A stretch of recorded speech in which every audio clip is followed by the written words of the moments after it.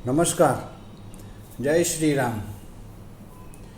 અત્યારે આજે આપણી સ્કૂલો કોલેજો એ બધા છે ને તેમાં એક નવો કોર્સ હવે આપણા જ્યાં નવા શિક્ષણ પ્રધાન આવ્યા છે ને એને એક વિનંતી કરવા જેવી છે.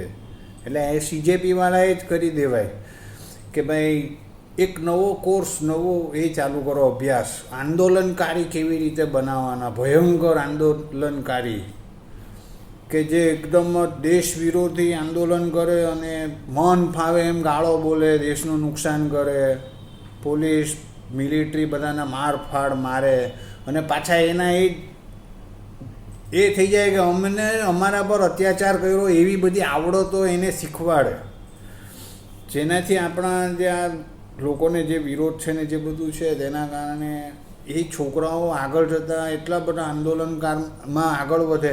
આ બધી કોણ નોકરી કરે? સવારે 9 વાગ્યાથી સાંજે 7 વાગ્યા સુધી એકનું એક કામ કર્યા કરવાનું ને આટલી બધી જવાબદારીઓ રાખવાની. એના કરતાં વર્ષે 2 વર્ષે એક વખત ધંધો હાથમાં આવે એટલે આખા 10-15 વર્ષના રૂપિયા આવી જાય અને પાછા જલસા કેટલા એક જગ્યા પર ઊભા અને જ્યાં જુઓ ત્યાં એનું એ જ એટલી પ્રસિદ્ધિ, સુપરસ્ટાર, લોકો કેટલી મહેનત કરીને કોઈ દિવસ ટીવી પર નથી આવતા. દર મિનિટે એના એ જ લોકો ને જેને મન ફાવે એમ વર્તન કરવાનું.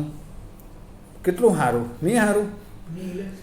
નહીં કોઈ પ્રકારનું ને જેને હટાવો એને હટાવી દેવાનું, જેને કહીને પછી એના એ જ લોકો આટલા પાવરમાં રહે.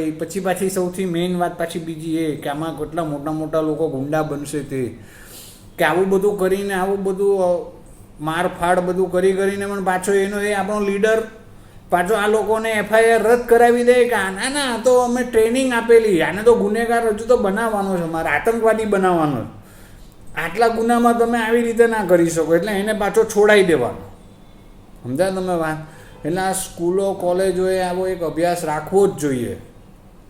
પાછી એની પાસે સ્પેશિયલ એવી ટેકનિક હોવી જોઈએ કે આવી દેશ વિરોધી પાર્ટીઓ હોય કે પછી આવી જે લાલચુ હોય તે બધામાં એ ઘૂસી જાય, પાછો એમાંથી પાછો બહાર પણ નીકળી જાય. આપણા સમાજમાં જ એવું એક થયેલું, હાર્દિક પટેલે બધું આંદોલન કરેલું 17-18 કે જે 20 લોકો બિચારા મરી ગયા. આજે પાટીદાર સમાજ જે ભાજપનો કટ્ટર સમર્થક હતો તેમાં એણે ભાંગફોડ કરીને ભાજપથી એને દૂર કરી દીધો. હવે પાછો એ ભાજપમાં ઘૂસી ગયો. એનું કરમ એ જાણે. પણ જે 17-18 લોકો ગુજરી ગયા તેને મારે આમ કરવું છે બધું કરીને બધાને બિચારાને ને પાછા થાય કેવું, વગર પગારના કર્મચારી મળે. આ ધંધો આવો તો કયો દુનિયાનો ધંધો છે? વગર પગારના કર્મચારી, 2-3 રોટલી નાખો એટલે દંડા ખાવા, ગોળીઓ ખાવા, હાજરા હજુર, દિવસ રાત તમારી સામે ને સામે. આપણે વડાપાઉં ખાવાના, આપણે બર્ગર ખાવાનું, આ લોકો લાઠી ખાય, ગોળી ખાય, ગાળો ખાય, વાંધો નહીં.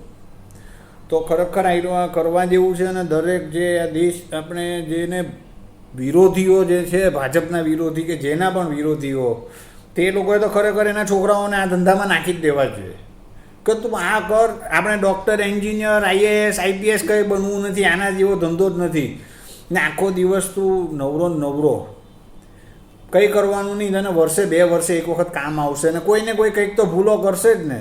કોઈ પણ ભૂલો કરે એટલે એને પકડીને આપણે આંદોલન ચાલુ કરી દેવાનું ને. તારી હાથે આવા 150 કરોડમાં 30 કરોડ તો પહેલાં છે ને વિરોધી છે જ, સમજી લેવાનું. 30 કરોડ લોકો તો દેશ વિરોધી છે, એમાં પાછા જે 120 કરોડ બચ્યા એમાંથી આપણે ભરમાવી દેવાના થોડા ઘણાને. પછી તો શું જોઈએ તારે બીજું? વગર પગારના નોકર મળે, એ પણ લાઠી ખાવાવાળા, ગોળી ખાવાવાળા, જાન ન્યોછાવર કરી દે એવા ને તું એ લોકોનો લીડર. ખતમ વાત. ને પાછા તારા સપોર્ટમાં બીજા 5 પેલી પાર્ટીઓવાળા ઊભા હોય જે તને પૈસા પૂરા પાડે, રૂપિયા પૂરા પાડે. તારે તો જલસા. તો પછી આ કરાય. હું તો ખરેખર આમાં મને બહુ એ લાગ્યું કે ના, આ ધંધો 100% લોકોએ કરવો જોઈએ. જેને સરકારથી તકલીફ હોય કે જેને આ બધું હોય ને એને આ નીટની એક્ઝામ આપવાવાળા કોઈ આમાં હતા નહીં, તો પણ આ લોકો કેટલું એને નીટની એક્ઝામવાળાને તો ખબર નહીં, એ તો બિચારા ભણવા બેઠા છે દિવસ રાત, આંખો ફોડતા છે ચોપડામાં ને પાછા પરીક્ષા આપવાની. આ કોણ કરે? આના કરતાં આ જોયું નહીં તમે કેવા લોકો?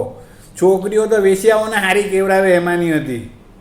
વેશ્યાઓ બિચારી હારી કહેવાય કે એને શરીર વેચીને. આ તો વેશ્યાઓ તો મૂંડો કહું, મને એમ લાગી કે એની અમે લાખ દરજ્જા હારી એટલી ગાળો બોલતી હતી તો પછી તો સલામ છે ભાઈ આવા આંદોલનકારીને, આવા જુવાનોને ને આવા જેન્સીને.